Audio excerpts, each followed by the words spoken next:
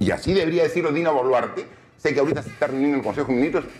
Presidenta Dina, tome las cosas, escúcheme, yo he sido presidente. He asumido todos los tipos de crisis. ¿Sabe qué tiene que hacer? Le doy de plazo al Congreso de la República hasta el 30 de diciembre para que apruebe las elecciones. Si no lo hace, renuncio. Está en nuestros estudios Martín Vizcarra, expresidente de la República. Martín, bienvenido. Gracias por estar acá. Gracias, Nicolás. Y no queda más que en estas circunstancias tan difíciles para todos los peruanos mostrar nuestra solidaridad para los familiares de las personas que han fallecido.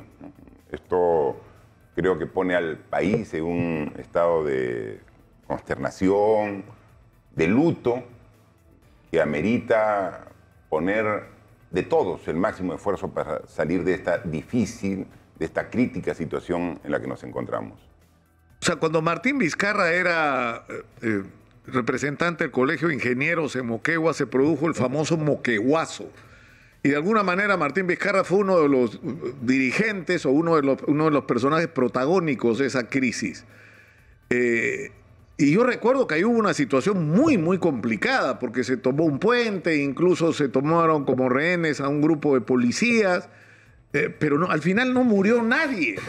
O sea, ¿cómo es posible que pasara eso en Moquegua, a diferencia de lo que ocurrió en otras partes del país? Y de lo que está ocurriendo hoy, por ejemplo. Mira, qué buena comparación que haces, porque puede servir para una reflexión sobre lo que está ocurriendo ahora en el país. Las protestas, cuando hay justificación, están amparadas por la ley y la Constitución. O sea, una protesta ciudadana es válida. No podemos nosotros condenar la protesta. El problema es cuando se desborda y esta protesta se convierte en violenta y comienza a dañar bienes públicos, privados, y pierde el sentido que originó la protesta, ¿no? Entonces ahí se distorsiona. En Moquegua hubo un problema de una distribución equivocada del canon minero. O sea, y era una protesta válida que tuvo todo el pueblo en Moquegua y se generó el famoso moqueguazo. Como no hacían caso con lo que ocurre normalmente, aquí en Lima dicen, no, los moqueguanos seguramente están infiltrados, y nos dijeron, era gobierno de Alan García, dijeron, están infiltrados por algunos reservistas y esto es un tema político. No era político, era una protesta del pueblo de Moquegua.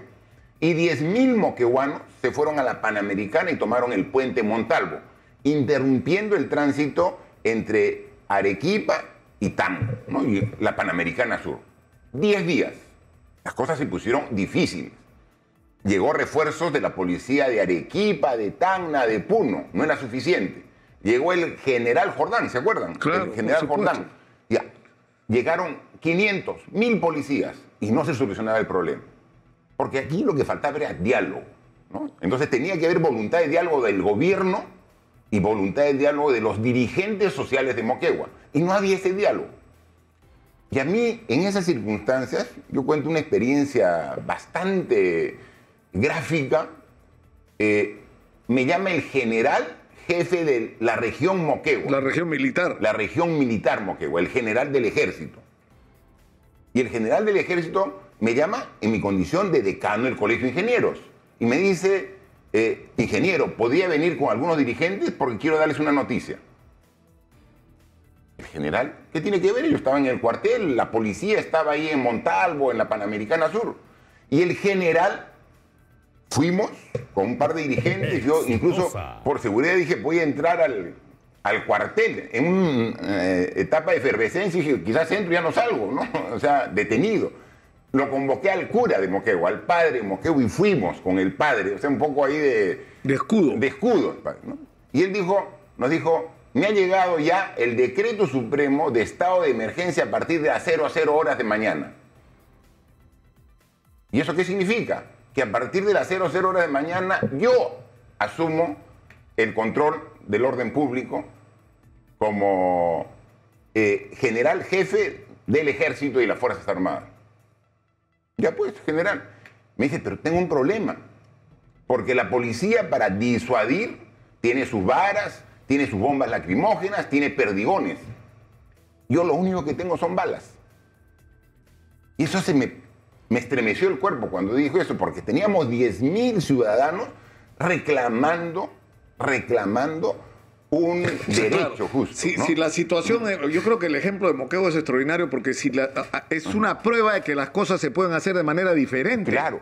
Entonces ahí los dirigentes dijimos, oye, ya, estamos dispuestos a dialogar. No queremos muertos, pero queremos la solución al problema. Pero también queremos, de la parte del gobierno, en ese tiempo estaba de premier Jorge el Castillo, estaba Jorge Alba de ministro del Interior, ¿no? Luis Alba Castro, ministro del Interior, y lo mismo que está narrando el defensor del pueblo, nosotros lo vivíamos en Moquegua. Entonces, los policías de Moquegua eran parte de la población de Moquegua, ¿no? Entonces, pero los policías que llegaban de la DIROES, de la DINOES, todo, en helicóptero soltaban bombas lacrimógenas, ¿no?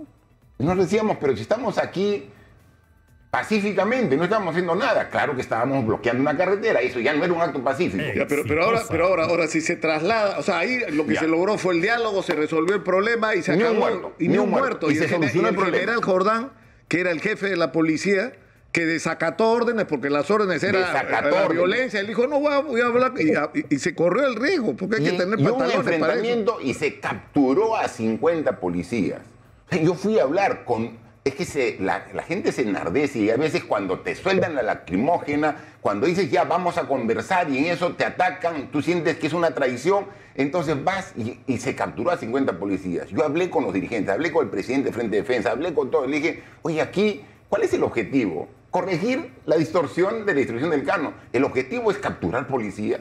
O sea, ¿ese es el objetivo de esta protesta? No, suelta a los policías. Y eso se soltaron a los policías. Al general Jordán, por favor, o sea, el problema no es con la policía. ¿Se dan cuenta cómo se distorsiona? Claro, pero si trasladamos esa experiencia a lo que está pasando hoy, porque lo que está pasando es increíble. Es decir, estábamos en la crisis de matar o morir, que Castillo cerraba el Congreso vacaba a Castillo, Castillo no resolvió el problema. Porque con la barbaridad esa de pretender dar un golpe de Estado, ha terminado donde debería estar, que es preso. Pero Dina Boluarte ha asumido la vicepresidencia, se ha puesto de acuerdo con un sector del Congreso y lo primero que ha pretendido es quedarse hasta el 2026, que fue su discurso inaugural. Ahora, de ahí dijo que ya no, abril del 2024 van a ser las elecciones. Después dijo diciembre. De ahí le han enmendado la plana, no sé quién, porque ahora se ha corregido. Ahora dice que no, que regresa a abril del 2024. Entonces, la pregunta es cuál es la solución, cuál es la salida de esta crisis que claramente no se resuelve declarando simplemente el estado de emergencia. De ninguna manera. Eso solamente echa más leña al fuego, nada más. Aquí esto se soluciona con diálogo. Y el diálogo tiene que haber voluntad de ambas partes. Y hay gente que no quiere diálogo, porque hay gente que quiere caos. O sea, hay gente, sí, hay algunos dirigentes que quieren el caos, porque en el caos es donde mejor se desenvuelven. Pero la mayoría de la población quiere solucionar el problema, ¿no? Entonces, tenemos primero que separar la paja del trigo. Y en eso nos tiene que ayudar la población. O sea, a la población tenemos que decirle, tu protesta es justa, tu reclamo es justificado, pero no permitas que te conduzcan a hechos delictivos, ¿no? Porque la población, por algunos dirigentes, malos dirigentes, son conducidos a hechos delictivos y entonces distorsionan el pedido. ¿Cuál es el pedido? O sea, ¿qué quiere la población? Y no desde el 7 de diciembre, eso lo quiere hace ya meses. No está de acuerdo con el gobierno de Castillo, no está de acuerdo con el Parlamento, con el Congreso. Quiere que se vayan todos. O sea, lo que hay coincidencia general es que se vayan todos. Es el... Claro, pero la discusión es, la argumentación que se está dando es que en otras circunstancias las elecciones se han hecho 4 meses después de la crisis, 6 meses después de la crisis. Ahora dicen que no, que según las autoridades electorales no podría durar menos de un año el proceso electoral. Pero el problema es que eso no se lo digiere la gente. Pues. Mira, acá tengo yo el Decreto Supremo 165 del año 2019, cuando yo era presidente. Por eso no estoy hablando de hechos teóricos, estoy hablando Decreto Supremo 165. ¿Qué fue ese Decreto Supremo?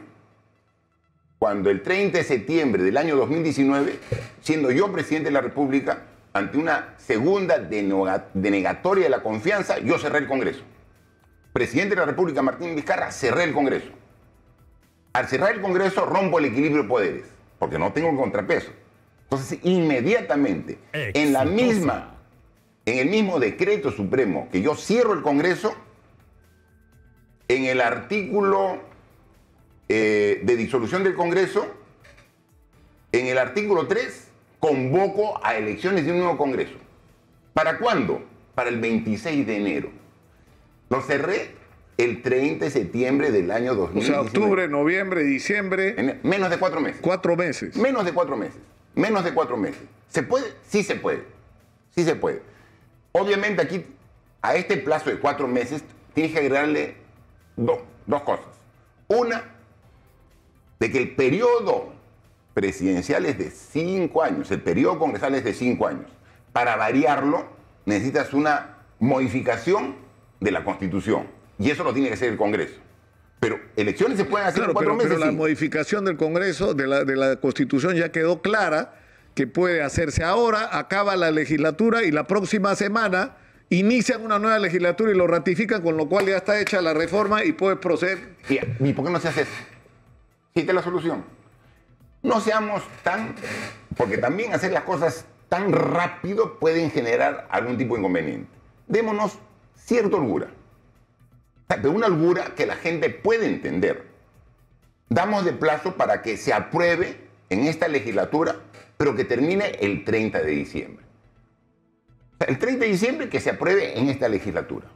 O sea, que la legislatura del año 2022 termine el 30 de diciembre. Y ahí que esté aprobado no solamente el adelanto de las elecciones, sino las reformas que quisieran hacer, que dudo. Porque si el Congreso no ha hecho ni una reforma en un año, 5 meses para el tema electoral, lo van a hacer en un mes, en 2 meses. Es el pretexto que están buscando para buscar a ver pues que las cosas se apacigüen y a ver si se queda. Y a ver si se queda. Entonces, la próxima legislatura empieza la primera semana de enero. Y en 15 días aprueban en una segunda legislatura este adelanto de elecciones. O sea, el 15 de enero podemos tener las 2 legislaturas y a partir de ahí la presidenta tiene que hacer la convocatoria de elecciones. Un plazo que puede llevar a julio, máximo agosto del próximo año. Se puede, es perfectamente. Son decisiones políticas y los plazos ahí se tienen que modificar por esta vez porque estamos en una situación de emergencia, estamos en una situación de crisis. Entonces no podemos usar, no, yo ayer me he tomado la paciencia de escuchar 5 horas el debate en el Congreso. Dice, no, porque la ley electoral dice plazo. Si van a modificar la Constitución para adelantar las elecciones, se modifique esa ley en ese cronograma. Claro, de manera excepcional se aplica para esta elección. O sea, se tiene que hacer... porque lo que yo decía al comienzo del programa y lo he dicho en otras oportunidades, o sea, pretendemos salir de esta situación política catastrófica en que estamos y hacer unas elecciones como si fuéramos Suecia, más o menos. ¿No es cierto? Es inconcebible, es un pretexto. No tiene sentido, o sea, que tenemos que hacer las primarias abiertas y tenemos que tener... No tenemos, pues, o sea, y vamos a tener que, o sea, eliminar, o sea, hay que buscar los mecanismos para que la selección de candidatos y la elección de los mismos sea lo más democrática posible y que los militantes, que haya un militante, un voto y que los militantes tengan derecho real a elegir quiénes son los candidatos y no los dueños de los partidos. Eso se puede hacer tranquilamente en estas elecciones. Se puede hacer. Ahora, hay partidos a los que no les va a dar el tiempo, habría que flexibilizar los plazos o no. Lo que puedan hacer. Porque Martín Vizcarra está disparando contra Martín Vizcarra, porque si se acortan los plazos, en la situación legal de Martín Vizcarra no podría ser candidato. No puedo ser candidato, pero yo no pienso en mí. O sea, si yo no soy candidato, no soy candidato. O sea, es que ese es el problema. Que el legislador, el congresista, piense en función de qué cosa es lo mejor para él. Yo aquí tengo que dar, como peruano y como ciudadano, qué cosa es lo mejor para el Perú.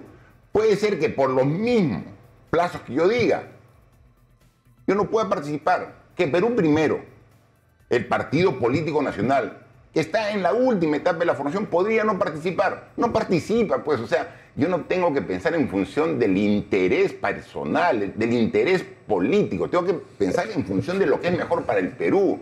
Si no participo, no Ahora, participo. el problema es que si tú haces este procedimiento de en diciembre aprobar una primera reforma que implique convocar en condiciones muy precisas las elecciones, lo ratificas en enero, a partir de ese momento, en 4 meses puedes hacer una elección. Es decir, la puedes hacer febrero, marzo, abril, mayo, lo puedes hacer a fines de mayo. Pero eso es muy ajustado. O sea, eso de ahí sí podría traer, porque una cosa es Ya, una pero elección. ¿cuándo habría que No, hacerla? ¿En junio, en julio? ese es junio, julio. Puede ser a medio año.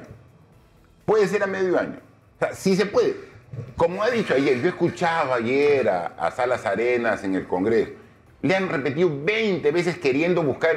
¿Se puede o no se puede? Hay cronogramas que tenemos que cumplir. O sea, lo que dicen los... Claro, pero cambias el cronograma Cambia el excepcionalmente cronograma. por esta vez. eso. O sea, Ahora, lo que dice Salas Arenas, presidente del Jurado Nacional de Elecciones, señores congresistas, yo tengo un cronograma que tengo que cumplir. Y estamos en emergencia, cambie el cronograma. yo tengo una última pregunta, que es, y a mí me ha sorprendido que lo ha dicho Bermejo, porque ya está en otro modo. Ya no está en el modo absoluta confrontación, sino Bermejo ha dicho, necesitamos un pan y agua para conducir este proceso de transición. Y eso es una buena pregunta. Es decir, se necesita un acuerdo sobre esto, pero debe permanecer Dina Boluarte en la presidencia de la República, tendría que renunciar para acelerar este proceso y forzar al Congreso a que convoque. Seamos claros. Pedro Castillo, el 7 de diciembre, dio un golpe de Estado.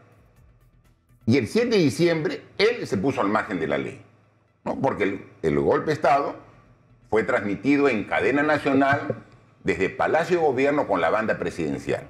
Dio un golpe de Estado. Que no haya sido efectivo es otra cosa, pero dio un golpe de Estado. Ayer se le ha dado prisión preventiva por ese golpe de Estado. Entonces, lo que sí se puede pedir para Pedro Castillo es un debido proceso, que se le respeten todos los... Eso está claro. Es que no está tan claro, porque, por ejemplo, se lo vacó mal a Pedro Castillo. O sea, yo no estoy de acuerdo cómo se vacó a Pedro Castillo. O sea, este Congreso, viendo la oportunidad... No, la tenían puesta para hacerlo bien y lo hicieron mal. Lo hicieron mal. O sea, este Congreso siempre imaginativo ha sacado un nuevo concepto. Ahora, con Pedro Castillo, ha dado lo que él llama la vacancia por flagrancia. Eso no existe en la Constitución. Aquí tengo la Constitución. Se dice, ¿cómo puedes vacar? Entonces, efectivamente, él dio un golpe de Estado y eso nadie lo puede negar, ni sus más cercanos. Tenía los argumentos para vacarlo con todo lo que estaba procediendo en función a esta iniciativa del congresista Ed Málaga. Y lo vacaban a las 3 de la tarde con todas las de la ley, ¿no? Pero no, ellos quisieron vacarlo a la 1, porque querían pisotearlo contra el suelo. Y sacaron, está en flagrancia, saco vacancia en flagrancia. ¿Dónde está esa vacancia? ¿Dónde está el debido proceso? ¿Dónde está? Pero que no debe ser presidente porque dio un golpe de Estado, no debe ser. Entonces, se debe exigir que se cumpla el debido proceso, las normas, la ley, la Constitución, para no victimizarlo. ¿Ya? Eso es un lado. ¿Ya? Pero porque algunos pedían que regrese Pedro Castillo. No, eso es imposible. Eso es imposible. No, pero hay que decirlo, porque él dio un golpe de Estado, independientemente que estés a favor o en contra de ella. Segundo, Dina Boluarte. Ella tiene que asumir. Si Dina sale, ¿quién entra? Tenemos que respetar la Constitución. El presidente del Congreso. Williams. La población que está en la calle va a estar más contento con Williams que con Dina Boluarte. Obviamente que no. Obviamente que no. Es que tenemos, y ahí es los periodistas, los políticos, tenemos que hablar claro para que la gente entienda. Lo que queremos es acortar. A mí tampoco me gusta Dina. Yo te digo sinceramente, no me gusta Dina. Por ahí incluso algunos periodistas, esos que siempre me golpean, todos dicen que yo soy... El asesor. Asesor. Como nunca lo he visto a Pedro Castillo, nunca he hablado, nunca la he visto, no la conozco, nunca he hablado con Dina Boluarte. O sea, pero la solución es que este proceso se haga con Dina Boluarte en la presidencia. Pero corto. Está clarísimo. ¿Y sabes qué? ¿Sabes lo que tiene que hacer Dina Boluarte? O sea, y ahí sí se ganaría el respeto de la gente. Diría, ¿saben qué? Vamos a hacer estas elecciones en plazo más corto. Para lo cual, y así debería decirlo Dina Boluarte, sé que ahorita se está reuniendo en el Consejo de Ministros, presidenta Dina, Tomen las cosas, escúcheme, yo soy presidente. He asumido todos los tipos de crisis. ¿Sabe qué tiene que hacer? Le doy de plazo al Congreso de la República hasta el 30 de diciembre para que apruebe las elecciones. Si no lo hace, renuncio. Está claro. Martín Vizcarra, ustedes lo han escuchado.